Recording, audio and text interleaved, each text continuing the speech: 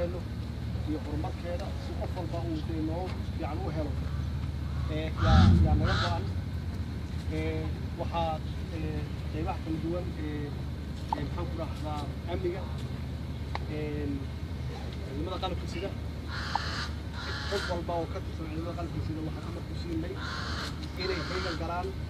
oo ay qayb ka qaataan nabadeynta runtii magaalada Muqdisho iyo guud ahaan gobollada dalka way ka qaataan maanta runtii isbedel baa dhacay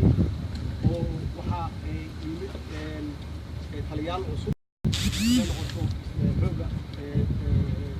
ciidamada qalabka sida gaar ahaan xooga taliska maxaan ku rahdaa nabadgelyada iyo booliska iyo guud ahaan ummadda Soomaaliyeed iyo shacabka Soomaaliyeed waxaan rabnaa inay la shaqeeyaan ciidamada qalabka sida oo runtii u heelan inay keenaan ammaanka magaalada si toos ugu soo celiyaan si noloshii ay normal ugu soo noqoto carruurtooda ay isku aadaan cid alla ciddii adduunka noo imaan lagu tarsanaysana aysan marnaba ka warwarin nabadgelyadooda waxaan rabaa inaan baaq aan u diro cafis ah dhalinyarada runtii la waalay oo shabaabka ay maxaan ku rahdaa ay waaleen oo ay khalad uga sheegeen dalkan waxa uu yahay iyo diinteenna maxaan ku rahdaa muqadaska ah ay noo soo noqdaan oo ay qayb ka noqdaan horumarka dalka waxaan ku soo dhaweynaynaa gacmo furan waxaan dejinaynaa meel waxaan siinaynaa wararka waxaan siinaynaa shaqooyin haddii si khalad loogu sheego dalkan waa dalkoodii annaga waa carruurteenna weeye waxaa laga rabaa in aysan dadkooda laynin aysan hantida dadkooda aysan burburin waxaan ku baaqaynaa muddo 60 casho ah inay cafis siinay ay noo yimaadaan gacmo furan ku soo dhaweyno hubka ay ummadooda ku laynayaan ay iska dhigaan shacabka Soomaaliyeed waxaan leeyahay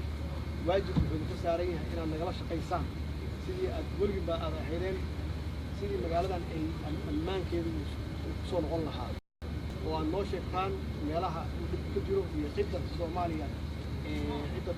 magaaladan iyo dalka guud ahaan ku haysa xasilooni la'aanta ku haysa oo aad u istaagtaan nabadgelyada maxaa yeelay nabadgelyadu waa nolol weyn haddaad noo sheegtaan meesha oo ka jiraan iyo dadka dhibka wada ciidamada qalabka sida waxay u taagan yihiin oo ay diyaar u yihiin inay magaaladan ay xasiloonidii iyo nabadeynteedii ay ku soo celiyaan si ay u noqoto magaalooyinka kale oo adduunka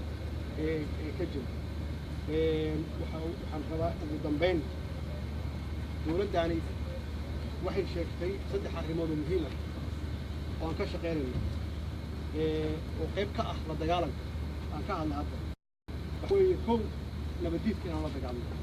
shabaabka inaan la dagaalno iyo qof walba oo cid walba iyo ur walba oo runtii ka soo horjeeda qaranimada Soomaaliyeed inaan la dagaalno tan labaad inaan la dagaalno musuqmaasuqa maxaa yeelay musuqmaasuqa iyo shabaabku annagu waxba nooguma kala duwan waa isku nooc midna dadka horu u laaya midna musuqmaasuquna dowladda iyo dadka tartiibu maxaan ku rahdaa biya tan saddexaad inaan la dagaalno faqriga dadkeenu waa babacsan yihiin dhalinyaradu shaqo la'aan badan yaa jirta oo baahsan waxaan doonaynaa in Soomaaliya ay ku soo noqoto siday ay ahaan jirtay oo ah dhalinyaradu inay shaqo helaan dadku inay noolaadaan nabadgelyo buuxa inay timaado saddexdaas arrimood waxaan doonaynaa shacabka Soomaaliyeed inay nagala shaqeeyaan la dagaalanka nabadgelyada argagixisada la dagaalanka musuqmaasuqa dowladdu waxaa haysataan runtii priority-geeda ama muhiimadeeda koowaad ay tahay inay keento dowlad wanaag ay keento oo musuqmaasuqa la dagaalanto shacabka Soomaaliyeed waxaa leeyahay idinku nagala shaqeeya qaybta faqriga way imaanaysaa haddii la keeno haddii lala dagaalo nabadgelyo xumada haddii lala dagaalo oo shabaabka lala dagaalo cid walba oo runtii Soomaaliya dibkeeda ka shaqeynaysa musuqmaasuqana lala dagaalo waxa weeye faqri waa laga baxaya